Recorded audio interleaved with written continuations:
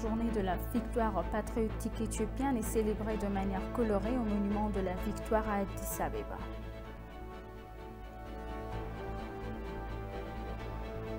Le Cameroun assume la présidence du Conseil de paix et de sécurité de l'UA.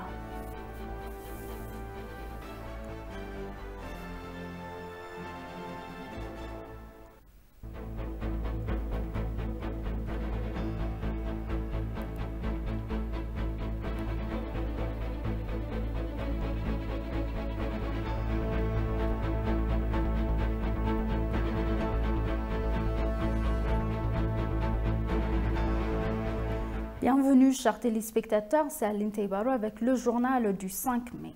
La 81e journée de la victoire patriotique éthiopienne est célébrée de manière colorée au monument de la victoire à Addis Abeba. À l'occasion, la présidente Sahle-Work Zewde a noté que le secret de la victoire est l'héroïsme et l'unité de la nation. Dans son discours lors de la célébration, la présidente a souligné la nécessité du soutien mutuel et de la solidarité. Tous les Éthiopiens doivent parler, comprendre et ajuster notre direction, a-t-elle déclaré. Lorsque nous commémorons des héros, nous devons nous assurer que nous sommes déterminés à produire plus de héros pour notre pays, a-t-il exhorté.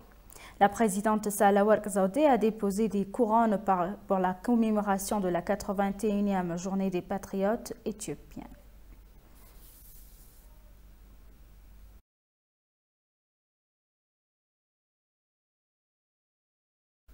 Le patriotisme et sacrifice pour la vérité et à la foi des affaires du pays a révélé le Premier ministre Abiy Ahmed. Dans un message publié sur sa page de médias sociaux à l'occasion de la 81e journée des patriotes, le Premier ministre a déclaré que nos braves mères et pères ont sacrifié leur vie pour protéger l'indépendance et la souveraineté de leur pays. Nous, nos enfants, devons prouver que nous sommes leurs successeurs qui payons le prix de la dignité et de la prospérité de notre pays qui a été honoré par les premiers patriotes, a-t-il déclaré.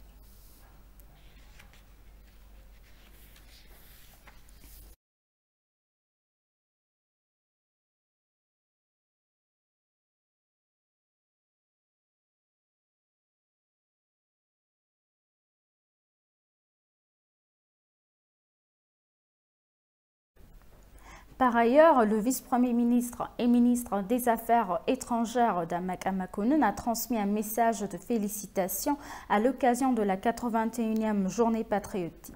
Damak a déclaré que les patriotes héroïques en particulier ont hérité d'une longue et fructueuse série de victoires en descendant dans la jungle et en faisant la guerre pour protéger notre pays des envahisseurs ennemis. Il a également déclaré que la signification historique de la transmission de l'esprit de victoire de nos ancêtres à notre génération est immense.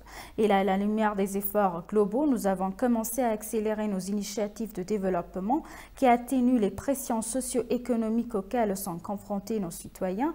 La journée des patriotes symbolise la diligence et le courage de diverses manières. Il a également souligné la nécessité de renforcer notre unité pour surmonter les défis auxquels nous sommes confrontés en tant que nation et hériter d'une Éthiopie libre, pacifique et prospère pour les futures générations.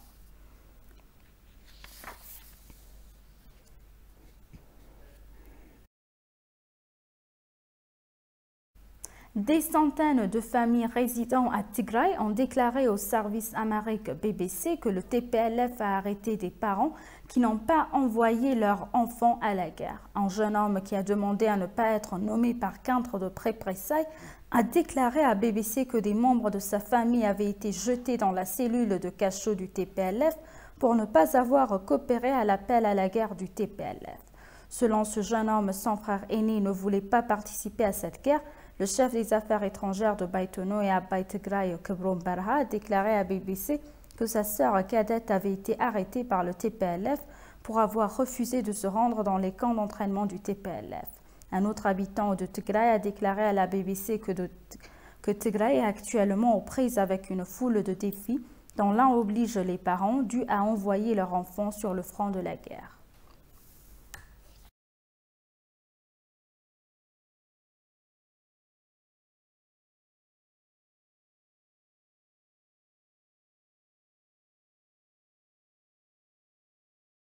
Cameroun assume la présidence du Conseil de paix et de sécurité de l'Union africaine à partir du mai 2022. La présidence mensuelle est la 7e pour le Cameroun depuis la création du Conseil en 2004. Selon le communiqué de presse de l'UA, la présidence camerounaise s'inscrit dans le cadre du sommet extraordinaire de l'Union africaine qui se tiendra le 28 mai 2022, consacré aux défis de gouvernement et de sécurité auxquels le continent est confronté. Le sommet portera sur les changements anticonstitutionnels de gouvernement, les crises humanitaires et le terrorisme.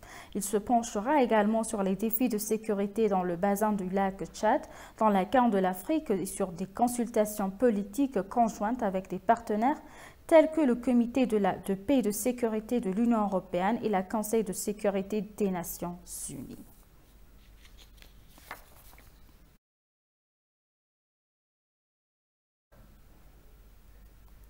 La ville d'Adama, devenue une plaque tournante de tourisme des conférences accueillant un grand nombre de visiteurs. De nombreux hôtels de la ville profitent ainsi du tourisme de conférences. Samraït Kodadaw a plus. Adama, c'est une ville à 5 km d'Addis Ababa, compte 37 hôtels standards. Parmi ces hôtels, 12 ont des classements par étoiles différentes. Ces hôtels ont grandement contribué à l'expansion du tourisme de conférences dans la ville. Les propriétaires et les personnels des hôtels de la ville affirment également que l'activité hôtelière de la ville est étroitement liée à la conférence.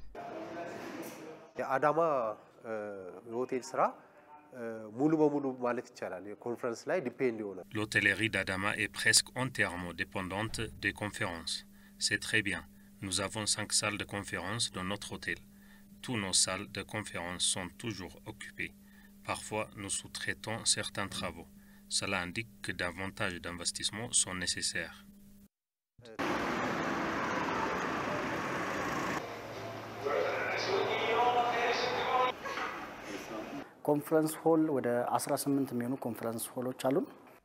Nous avons environ 18 salles de conférence.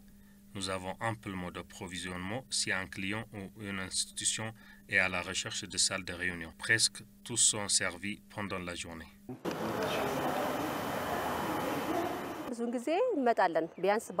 Nous venons souvent, nous venons au moins 2 ou 3 fois par an. Cela fait 3 semaines que nous sommes arrivés à cette ronde d'entraînement. C'est une ville de grande hospitalité, donc c'est notre préférence.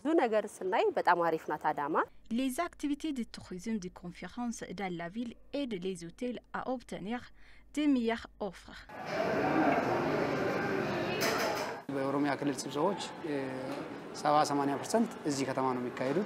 Environ 70 à 80% des différentes réunions tenues dans la région d'Oromia se tiennent à Adama.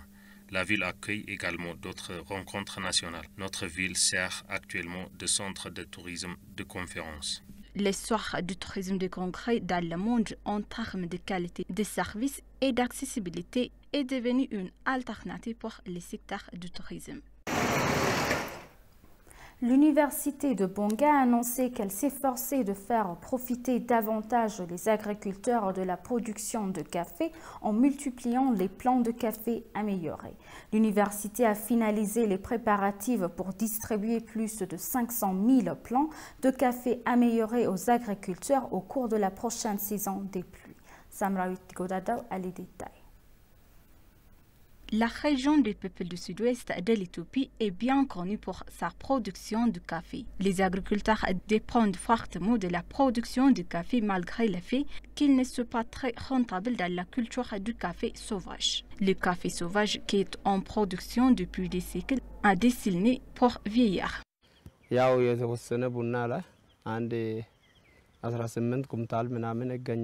Auparavant, sur certains hectares de champs de café, nous gagnions 18 quintaux de café, mais maintenant cela a diminué à 2 quintaux de café en raison du vieillissement. Si nous trouvons des plants de café améliorés, nous pouvons regagner la production perdue d'ici 2 ans. L'université de Bonga s'efforce d'intensifier et de répondre à la quête des agriculteurs pour une production de café maximale. Célo Warkwalamo, l'université travaille sur des plantes de café efficaces et éprouvées par la recherche pour atteindre les agriculteurs. Nous travaillons sur des essais d'adaptation en apportant des plants de café efficaces dans les zones où cela est efficace. Nous multiplions les plants de café améliorés et distribuons des semences à la communauté. Nous nous efforçons d'augmenter la production de café et de changer la vie des agriculteurs et la vie de la communauté également. D'autre part, consciente du rôle du café dans l'économie du pays, l'université a lancé un programme de premier cycle en sciences du café, a déclaré le président de l'université. Quel est le rôle des établissements d'enseignement si nous ne suivons pas une production et un labor fondé sur la science? Nous avons revu notre programme et nous avons lancé un programme de premier cycle en sciences du café pour près de 37 étudiants. Coffee Science Department ou de 37 ልጆች መርጠው በዚህ En plus de distribuer des plantes du café améliorées à la communauté, l'université a planté du café amélioré sur 61,5 hectares du terrain. Chers téléspectateurs, nous vous rappelons les titres principaux. La 81e journée de la victoire patriotique éthiopienne est célébrée de manière colorée au monument de la victoire à Addis Abeba.